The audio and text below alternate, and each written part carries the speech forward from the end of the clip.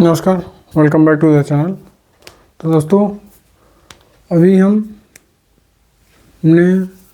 संविधान में ये जो तीनों सूचियां हैं, संघ सूची, राज्य सूची, समवर्ती सूची के बारे में, राज्य और केंद्र के बीच संबंध के बारे में हम पढ़ चुके हैं।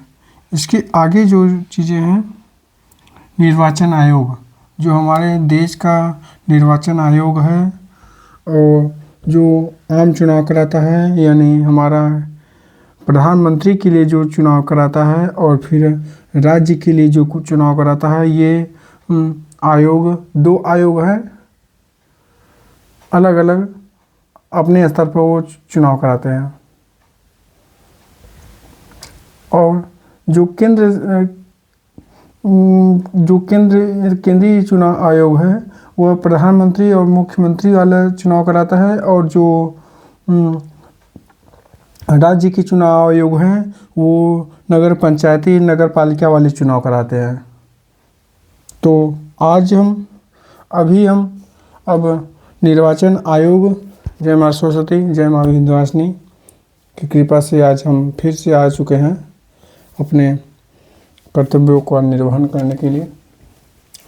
तो संविधान में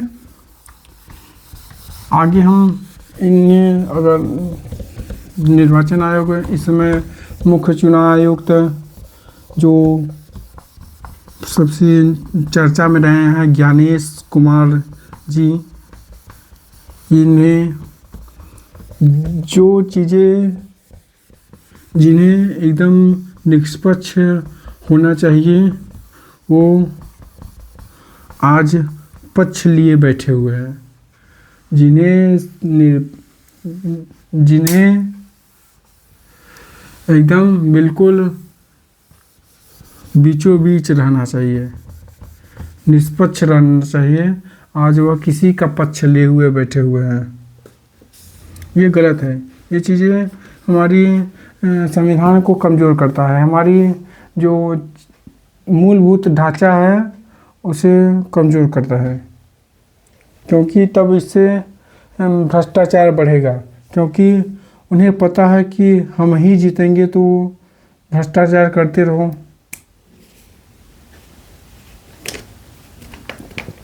तो आज हम निर्वाचन आयोग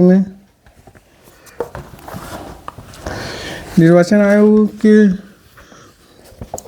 अनुच्छेद 124 से 129, निर्वाचन आयोग 324 से 329 तक का है। भाग 15 में निर्वाचन आयोग, आर्टिकल नंबर भाग 15 में, और आर्टिकल नंबर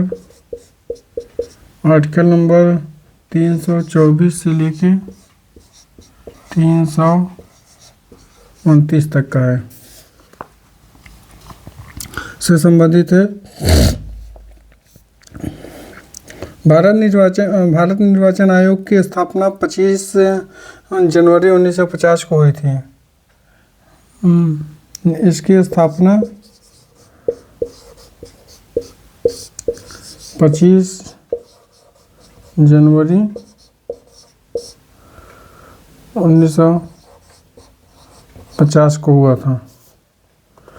यह एक अस्थायी संवैधानिक निकाय है। निर्वाचन आयोग का गठन मुख्य निर्वाचन आयुक्त, अन्य निर्वाचन आयुक्त से ही किया जाता है, जिनकी नियुक्ति राष्ट्रपति द्वारा की जाती है।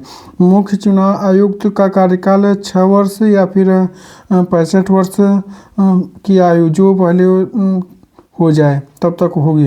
अन्य चुनाव आयुक्त का कार्यकाल 6 वर्ष या फिर 62 वर्ष की आयु तक का होता है, जो पहले पूरा हो जाए।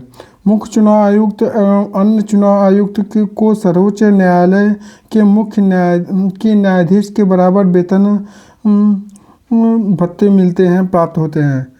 पहले चुनाव आयुक्त एक सदस्यीय आयोग था, परंतु अक्टूबर 1993 में 3 सदस्यीय आयोग बना दिया गया था।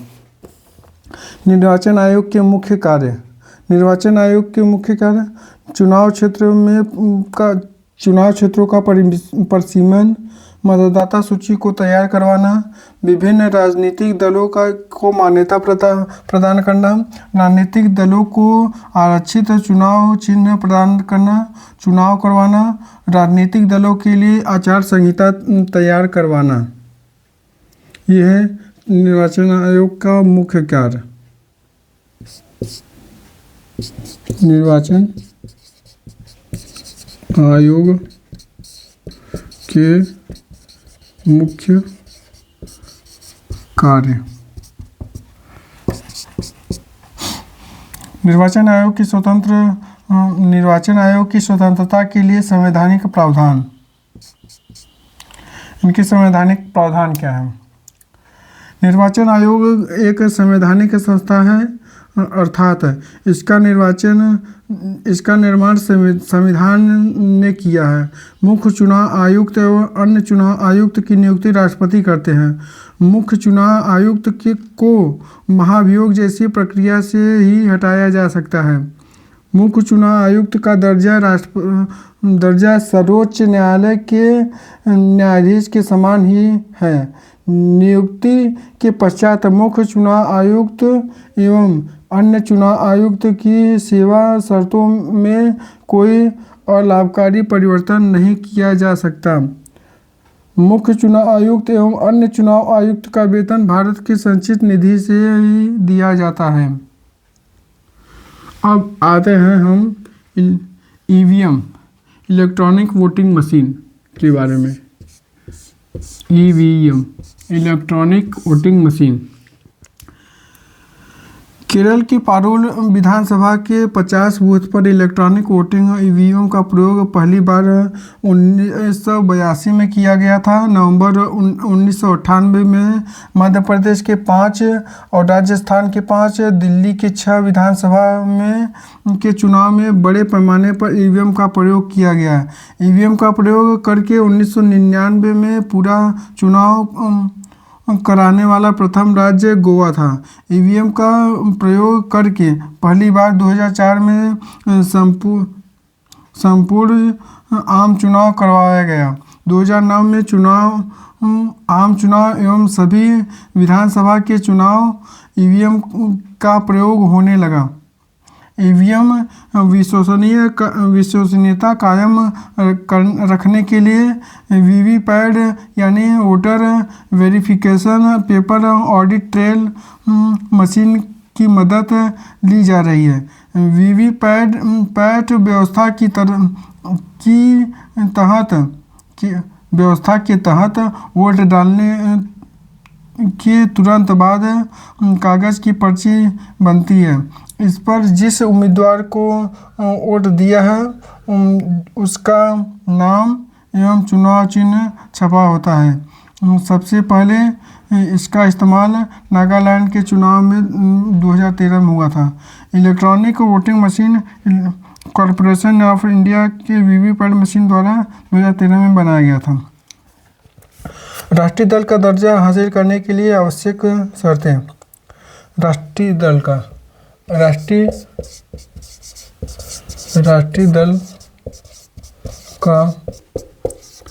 दर्जा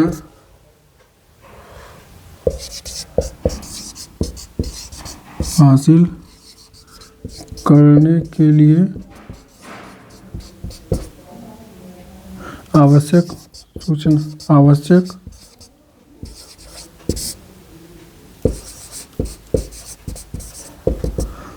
शर्तें। पिछले आम चुनाव एवं विधानसभा चुनाव में संबंधित पार्टी के उम्मीदवार को 4 या इससे अधिक राज्यों में कुल वैध वोटों से 6% से कम वोट न मिले तो पार्टी के 4 उम्मीदवार आम चुनाव या फिर विधानसभा चुनाव में जीते। पिछले चुनाव में लोकसभा की 2% सीटें पर जीत हासिल की हो या कम से कम 3 राज्यों में संबंधित पार्टी के उम्मीदवार ने जीत हासिल की हो। कम से कम 4 राज्यों में उस पार्टी को राज्य पार्टी का दर्जा हासिल हो। मतदाता का फोटो युक्त पहचान पत्र। मतदाता का फोटो युक्त पहचान पत्र। निर्वाचन आयोग द्वारा 1993 ईस्वी में चुनाव में जाली मतदान एवं कुछ मतदाताओं पर नियंत्रण के लिए मतदाता के फोटो युक्त पहचान पत्र का उपयोग किया गया। पंजीकृत मतदाताओं को फोटो युक्त पहचान पत्र जारी करने का आधार मतदाता सूची में है। सामान्य रूप से प्रतिवर्ष इस मतदाता सूची में संशोधन किया जाता है। नवंबर की पहली तारीख पात्रता तिथि मानी जाती है। इस तिथि को 18 वर्ष की आयु पूरी करने वाले तथा इससे अधिक आयु वाले प्रत्येक भारतीय नागरिक मतदाता सूची में शामिल होने के पात्र हो जाते हैं। वह इसके लिए आवश्यक आवेदन कर सकते हैं। इस बार सूची में पंजीकृत हो जाने के बाद वह फोटो युक्त पहचान पत्र प्राप्त करने के पात्र हो जाते हैं।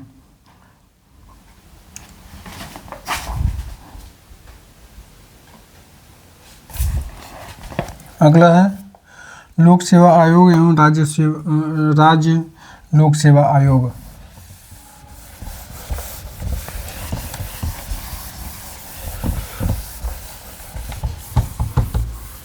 लोक सेवा आयोग राज्य लोक सेवा आयोग। लोक सेवा आयोग लोक सेवा आयोग एवं राज्य लोक सेवा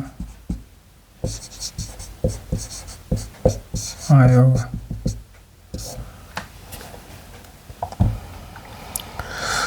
भारत में 1919 के भारत सरकार अधिनियम के अधीनस्थ सर्वप्रथम 1926 में लोक सेवा आयोग की स्थापना की गई थी। लोक सेवा आयोग की स्थापना के लिए 1924 ईस्वी में विधि आयोग ने सिफारिश की थी। संघ लोक सेवा आयोग के अध्यक्ष तथा सदस्यों की नियुक्ति राष्ट्रपति के द्वारा की जाती है। संघ लोक सेवा आयोग के सदस्यों की संख्या निर्धारित करने के लिए शक्ति राष्ट्रपति को है। वर्तमान में इसकी संख्या 10 है।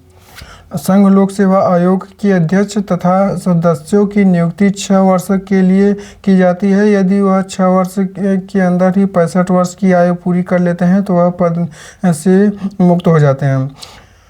राज्य लोक सेवा आयोग के अध्यक्ष तथा सदस्यों की नियुक्ति राज्यपाल के द्वारा की जाती है, परंतु इसे हटाने का अधिकार राज्यपाल को नहीं है। राज्य लोक सेवा आयोग के अध्यक्ष तथा सदस्यों का कार्यकाल 6 वर्ष और 62 वर्ष तक का होता है। इन दोनों में से जो पहले पूरा होता है उस तरह से अवकाश ग्रहण करते हैं, परंतु उन्हें कार्यकाल के बीच उच्चतम न्यायालय के प्रतिवेदन पर तथा कुछ नियर्ताओं के होने पर संविधान के अनुच्छेद आर्टिकल नंबर 317 के अंतर्गत राष्ट्रपति हटा सकते हैं। वित्त आयोग।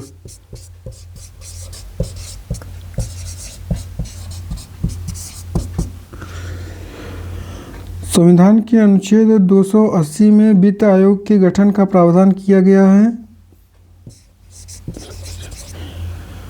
वित्त आयोग के गठन का अधिकार राष्ट्रपति को दिया गया है। वित्त आयोग में राष्ट्रपति द्वारा एक अध्यक्ष एवं 4 अन्य सदस्य की नियुक्ति किए जाते हैं। भारतीय संविधान अनुच्छेद 281 के तहत राष्ट्रपति वित्त आयोग की सिफारिश को संसद के प्रत्येक सदन के समक्ष रखवाता है।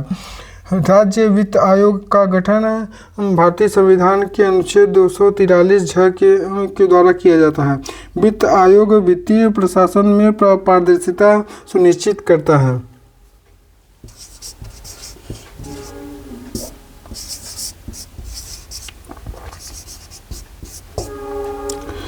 वित्त आयोग का प्रमुख कार्य।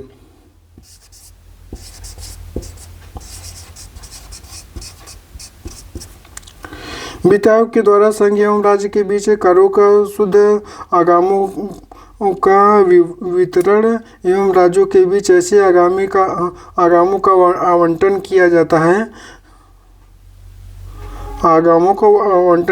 है। वित्त आयोग भारत के संचित निधि में से राज्य एवं राजस्व में सहायता अनुदान को शासित करने वाले सिद्धांतों के बारे में बताता है। राज्य एवं वित्त आयोग के द्वारा की गई सिफारिश के आधार पर राज्य के नगर पालिका एवं पंचायतों के संसाधनों की पूर्ति के लिए राज्य की संचित निधि के संवर्धन के लिए जरूरी उपाय करता है। राष्ट्रपति के द्वारा वित्त आयोग को सुदृढ़ वित्त के हित में निर्दिष्ट कोई अन्य विषय सौंपे जाने पर वित्त आयोग अपनी सलाह देता है।